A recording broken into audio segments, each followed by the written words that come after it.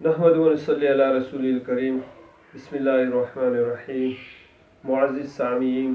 السلام علیکم ورحمۃ اللہ وبرکاتہ۔ آج کا ہمارا یہ ویڈیو ان وظائف کے بارے میں ہے جو لوگ خود ساختہ وظائف کرتے ہیں۔ انسان ہر ایک کام سیکھ کر کرتا ہے، اسی طرح وظائف کو بھی کرنے کے لیے کامل استاد کی ضرورت ہوتی ہے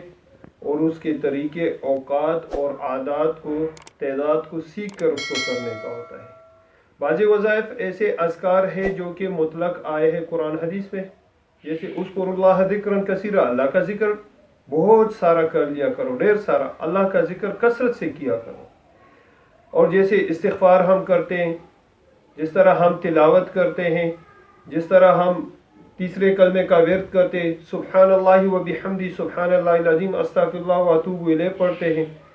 تو ایسے وظائف کا انسان، ایسے اذکار کا جو ذکر کی نیت سے پڑھے جاتے ہیں، انسان کی زندگی پر کوئی اثر مرتب نہیں ہوتا۔ اس کو آخرت کے بڑے بڑے درجات ملتے ہیں، اس پر نیکیاں ملتی، جنت کے باغات ملتے، سب کچھ ملتے ہیں۔ لیکن عملیات کے لائن میں جب کوئی خاص وظیفہ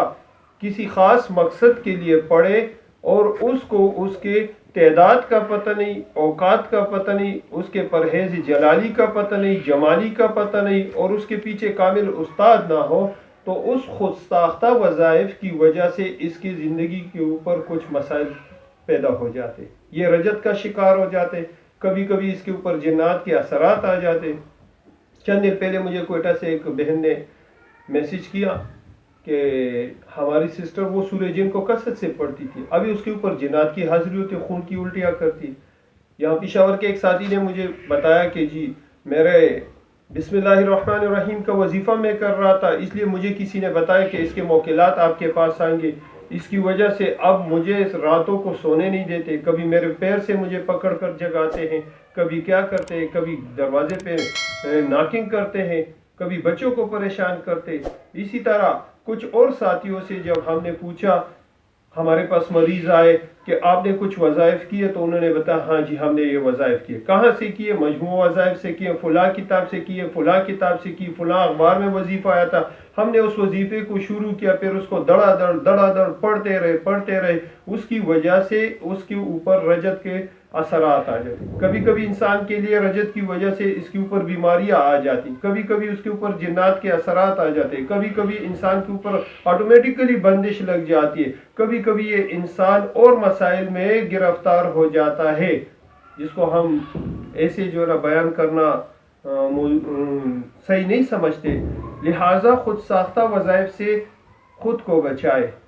اس کی وجہ سے آپ کو مشکلات پیدا۔ جب بھی کسی وظیفے کی آپ کو ضرورت ہو کسی خاص مقصد کے لیے، تو اس کو سیکھ کر لیا کرے۔ حضرت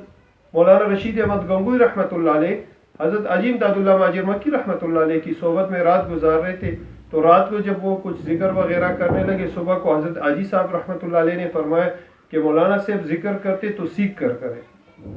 تو اسی طرح انسان کو جب وظیفہ کرنا ہو تو اس کو اس وظیفے کے مجاز بندے سے حاصل کرنا چاہیے، پھر اس کی تعداد کو معلوم کرنا چاہیے، پھر اس کے اوقات کو معلوم کرنا چاہیے، پھر اس کے پرہیز جلالی جمالی کو معلوم کرنا چاہیے، اور پھر جب وہ اپنے وظیفے کو شروع کرنے لگے تو اس وقت اس کی کیا کیفیت، کیا ترتیب ہوگی، وہ ساری اس کو استاد سمجھائے گی، جس کی وجہ سے اس وظیفے کی برکات اس کو حاصل ہوگی، اور اس کی وجہ سے اس انسان کے اوپر رجت یا اس کے اوپر جنات وغیرہ کے اثرات نہیں آئیں گے۔ اس لیے جو ہے نا خود ساختہ وظائف سے خود کو بچائے۔ السلام علیکم ورحمۃ اللہ وبرکاتہ۔